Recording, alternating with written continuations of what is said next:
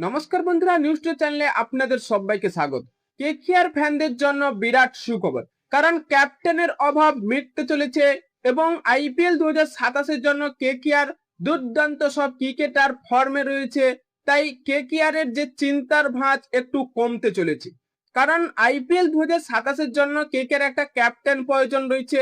কারণ আজিঙ্কে রাহানে অবসর নিয়েছে এবং হার্দিক পান্ডিয়ার ট্রেড নিয়ে একটা আলোচনা চলছে। কিন্তু আমাদের মতে হার্দিক পান্ডিয়াকে যদি না পাওয়া যায় ট্রেডের মাধ্যমে, তাহলে অবশ্যই কেকেআর এর ঘরের ছেলে রয়েছে। কারণ তিনি যা ইউপি লিগে কারনামা করছে, সবাইকে তাক লাগিয়ে দিচ্ছে এবং 2026 সালে তিনি কেকেআর এর ভাইস ক্যাপ্টেন ছিলেন। সেই কথা বলছি আমরা রিঙ্কু সিং। হ্যাঁ বন্ধুরা, রিঙ্কু সিং ইউপি লিগের হয়ে ক্যাপ্টেন্সি করছে। 6টা ম্যাচে তিনি 6টা জয় করেছেন এবং মাত্র 7 বলে 29 রান করছে, 1 ওভারে 28 রান।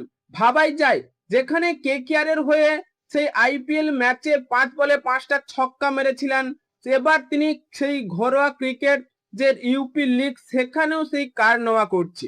তাই আমরা সকলেই জানি কেকেআর এর জন্য রিঙ্কু সিং কতটা একটা কার্যকরী প্লেয়ার। ম্যাচ ফিনিশিং এর সাথে সাথে এবার ক্যাপ্টেনের পথেও বসতে চলেছে রিঙ্কু সিং।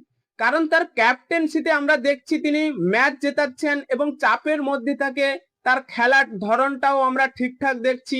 তাই কেকেআর 2027 সালের জন্য যদি হার্দিক পান্ডিয়ার মতো ক্রিকেটারকে না পায়, তাহলে অবশ্যই রিঙ্কু সিং এর দিকে কেকেআর নজর রাখবে, তাকে ক্যাপ্টেন্সের পথে বসাবে।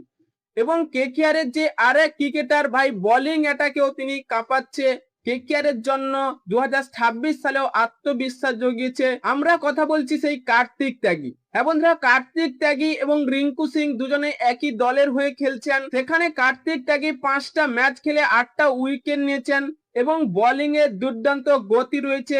145 গতিতে বল করছে এবং ইয়র্কারও দিচ্ছে। তাই এটাই ভাবাচ্ছে কেকেআর কে, কার্তিক ত্যাগী কতটা ভালো সাবিত হতে পারে কেকেআর এর জন্য বোলিং অ্যাটাকে।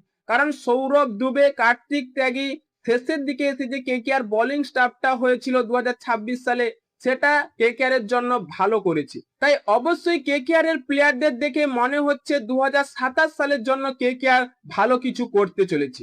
হ্যাঁ বন্ধুরা, আপনাদের কি মনে হয়? কেকেআর এর বিদেশি বলুন, ইন্ডিয়ান বলুন, সব ক্রিকেটাররা দুর্দান্ত লিগ যে চলছে সেখানে সবগুলো ফর্মে রয়েছে। তাই আপনাদের কি মনে হয়, কেকেআর কি পারবে 2027 সালের জন্য ভালো কিছু করতে? তাই আপনাদের মতামত কমেন্ট বক্সে লিখে জানিয়ে দিন এবং চ্যানেলটি সাবস্ক্রাইব করে আমাদের পাশেই থাকুন। ভিডিওটি শেষ পর্যন্ত দেখার জন্য আপনাকে অসংখ্য ধন্যবাদ।